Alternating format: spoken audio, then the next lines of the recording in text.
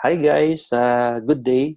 Again, my name is Roel Arguelles. Today, I want to show you how to activate your CaratPay account under Karatbars account and then how to purchase a product.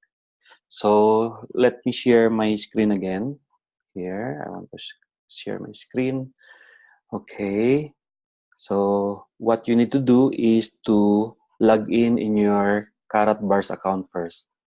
Okay, once you log in, ang mangyayari niyan, ito yung makikita nyo sa screen nyo, you need to activate your CaratPay account first or register your CaratPay.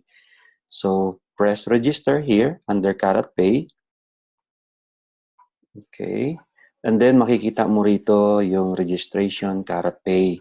So, you need to check the yes data transfer at yung accept the term and condition.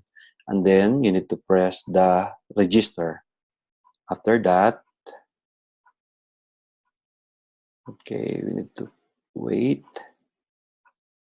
Yan. Okay, nagre-read pa siya. Medyo mabagal yung computer natin. Wait na lang tayo. Okay. Your CaratPay registration was successful. Please click your email inbox. So, makikita nyo dito, mayroon siyang wallet number. Importante itong the last 5 digit kasi doon pag na-open nyo yung email nyo, hihingin itong wallet number na to, yung last 5 digit. So, minsan sinusulat ko yan. And then, you need to open your email. Okay? Buksan natin yung email mo. Makikita mo dyan. Ito na yung email mo. I-refresh na lang natin. Okay. So, hintayin mo na lang ng konti. Okay. Makikita mo dyan na i-email yung confirmation dito. Okay.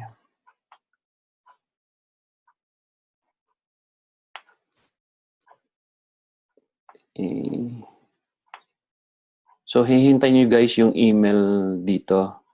Pag nakita nyo na yung email dyan, i-click nyo yun. Pagkatapos nyo i-click yun, and then ilalagay nyo yung 5-digit number. Pagkatapos yung 5-digit wallet number na yon, then you need to follow the step. Hihingi siya ng password, confirm password. Pagkatapos nun, mayroon kayong pipilapan na security question.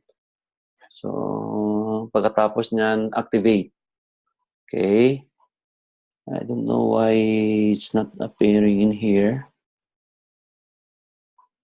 Usually, madali lang yan eh. Seconds lang yan or ano. But this thing here, I don't know why it's not appearing. Hindi siya nag-confirm. So, makikita mo yan dito na ma-confirm mo siya. Ba ito? Okay, ito naman yun. Okay. So, once na na-activate nyo, just in case, hindi na muna natin hintayin. Balik tayo dun sa may... Yan. Once na-activated na ito, ang mangyayari niyan, go to your profile again, dashboard. Okay. Yan. Pagkatapos niyan, guys, kailangan yung bumili muna ng cash gold in order to purchase package. But the thing is, hindi nyo alam kung ano yung package na bibili nyo. Let's say, halimbawa, tuturuan ko kayo ng, magbibigay ako ng example, ang bibili natin dito is yung, sabihin natin yung K1 Impulse phone. Okay, so what you need to do is, makikita nyo yan dito. May switch to Karatbars yan dito eh. Okay, magulo kasi itong, ayun, switch to Karat Gold. Okay, switch to Karat Gold first. Yan na. Then, pag Karat Gold na siya, medyo gray na yung background niya, product purchase. Halimbawa, ang bibilihin ng customer natin is Impulse K1 phone. Punta ka dito. And then, halimbawa, ang bibilhin niya is yung 2,500 na package kasi gusto niyang maging VIP status din siya. What you need to do first is to view more here para makita niyo kung ano yung details. Yan. Halimbawa, agree na kayo. Itong package na to, meron daw siyang impulse phone na free. Tapos meron siyang 2,500 na KCB, i-divide mo yun sa 14 cents, plus may 100% na bonus ito until the promotion end. At tapos yung status niya is VIP. So, mangyayari niyan is, kukuha ka muna ng kung anong kulay, let's say army, tapos check out. Dito guys, hindi ka pa bibili right away. Ang kailangan mo dito is makita mo kung ilang Unival. Yung Unival na yon is yung form of cash gold natin. Okay? Check mo yan. Pagkatapos niyan, ini-next mo yan dito. And then, skip mo lang yan dito. Wala tayong promo code. Then, shipping, yes, I agree. Tapos, ini-next mo yan dito. Instead of clicking the credit card and key merchant, ipipindot mo dito is yung Carat Pay payment. Dito sa Carat Pay payment, makikita mo na dito yung Unival mo. Ang Unival mo na babayaran ngayon, napakaswerte ng bibili ngayon kasi it's only for 506.46 Unival. Ibig sabihin, yun yung isusulat mo na yun ang bibili mong cash gold, 506.46. But the thing is, wala dapat butal. Ibig sabihin, ang bibili mong Unival is 507. So what you need to do is, ayun, natatabunan kasi itong, switch to Carat Bars na naman. Switch to Carat Bars ka. Kasi alam mo na kung ilang Univals ang bibilhin mo, 507 daw. Okay, so switch to Carat Bars ka na. Pag Carat Bars account, ma-observe niyan dito white yung background niya. So, ang gagawin mo ngayon is magpa-product purchase ka, then cash gold, Carat Pay cash gold. Pagkatapos niyan is, yan, meron kang makikitang Carat Pay cash gold dito. Ito yung tinatawag nilang Unival. Okay, so ang kailangan dito, yung quantity daw na bibilhin mo, change to 507. 507 instead of 506.46. So, dapat walang butal. Then, add to cart. Ibig sabihin, 507 daw na pirasong bibilhin mo nito. View cart. Okay. So, yung presyo niyan is almost the same with the package plus na yung mga shipping and delivery fee. Parang ganyan. Check out. Okay. Tapos ang check out. Then, i-agree mo to. Agree. And then next. Okay. Wala na naman tayong ganyan. May storage din siya. Okay. And then, makikita mo dito yung mode of payment. Pipindot ka ngayon credit card kasi gagamitin natin dito credit card. Then, i-check mo ito. Mag-i-hid din yung, tawag dito, mag-i-gray yung pay now. Once you press pay now, then pwede ka na magbayad ng using your credit card. So, pagkatapos nun, pag halimbawang natapos yon, successfully, na yung transaction mo, ang mangyayari dyan, i-check mo yung gold mo kung nandoon na yung gold mo.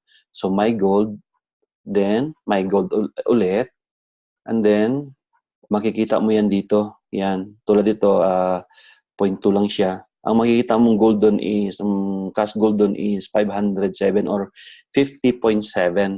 So, 50.7 gram makikita mo. So, mangyayari niyan, pag halimbawa mayroon ka ng dito, ilo-load mo na ngayon dito sa Carat Pay. Okay, ang mangyayari dyan, i-load mo dito sa load e-wallet. Yan, halimbawa, ilo-load ko itong 0.02 na yan. Okay, yan. Naglo-load siya. Medyo mabagal lang. Try natin. Yan, yung yung 50.7 mo, ilalagay mo dito. Tatype mo yan dito. So, 50.7. Tapos, submit. Pag na-submit mo na siya, okay na siya. Tawag dito, meron na siyang laman yung Carat Pay wallet mo. Once na may laman na, then pupunta na tayo ulit doon sa product purchase. Babalik na naman tayo doon sa switch to Carat Bars na Carat Gold na naman. Okay, switch tayo dito sa Carat Gold. Ayun. Natatabunan kasi siya ng kulay itim na yun. So ngayon kanina, inalam lang natin kung ilang Unival yon. So nakabili na tayo ng Unival, then na-load na natin yung Unival natin sa CaratPay. Ang gagawin natin dito, yung Unival na yon under CaratPay, ipo-purchase na natin ngayon ng phone. Okay, Impulse K1 phone. Balik tayo dun sa nasa Carat Gold na tayo ngayon. Tapos balik tayo sa 2.5 kasi 2.5 yung kanina in-inquire natin. Maghahanap tayo. Ay, gusto ko talaga itong army na to. Halimbawa, no, check out ko na yan siya. Okay, pagkatapos na mag-check out, ang mangyari yan, i-agree mo itong anti-money laundering declaration. Then next mo siya. Pagkatapos yan, next mo ulit. Tapos yan, shipping, yes, I agree. I-ship ko sa address na nilagay ko sa Karatbars account ko. Pagkatapos yan, instead of clicking the credit card, ang ilalagay mo dito, i-click mo dito is CaratPay payment. Tapos pay now. Okay? Yan na. Nagre-read lang siya. Again, CaratPay ang pipindutin mo kasi may laman na yung CaratPay mo. May Unival na doon or may Cash Gold na doon. Ang Unival at Cash Gold is iisa lang yon. Okay. Medyo mabagal siya. Pero almost done na tayo, guys. Ngayon, pag halimbawang tatawag ka doon sa bangko para ipaalam na ikaw yung magpo-purchase, ang sasabihin mo doon sa bangko is magpo-purchase ka ng gold, hindi yung cryptocurrency. Kasi ang una mo naman talagang pinurchase is gold kasi makikita nila doon sa system. Makikita nila yun sa system. So, medyo mabagal siya. Ayun na. Okay, so sabihin mo, I want to buy gold. Tatanungin ka kung anong gagawin mo sa gold. Sabihin mo, gagawin ko pang isi-save ko siya. Papadeliver ko sa bahay. Okay, so CaratPay na ito. Ito na yung Unival mo. Total amount ng Unival mo na kailangan. So, just assume na ilalagay ko na yung Unival na yon. Ilalagay mo yung email address mo dito, yung password na ginawa mo, at yung PIN na sinet up mo dun sa tawag dito sa CaratPay mo. Pagkatapos, process payment. Then, successfully done. Okay, so, ito na yon. Natapos na tayo. Natapos na tayo dun sa CaratPay na yon. Pagkatapos niyan, may lalabas na resibo. Yung invoice mo na nag-purchase ka ng phone. Actually, dalawang resibo yun eh. Yung una is nag-purchase ka ng gold. Pangalawa is yung phone. So, yun guys, yun yung process kung paano purchase ng product using CaratPay payment. So, ngayon, makikita mo na yung coins mo yan dito right away. Pagkatapos ng purchase mo, makikita mo na yung coins mo dito. Yung coins mo na yon, ipupush na naman dan sa Karatbit account mo once the Karatbit account is activated na. Okay guys, thank you very much again. My name is Roel Arguelles. Kung may question pa kayo sa mga member, tawagan nyo lang kung sino yung nag-introduce ito. Maraming salamat po. Goodbye. End of meeting.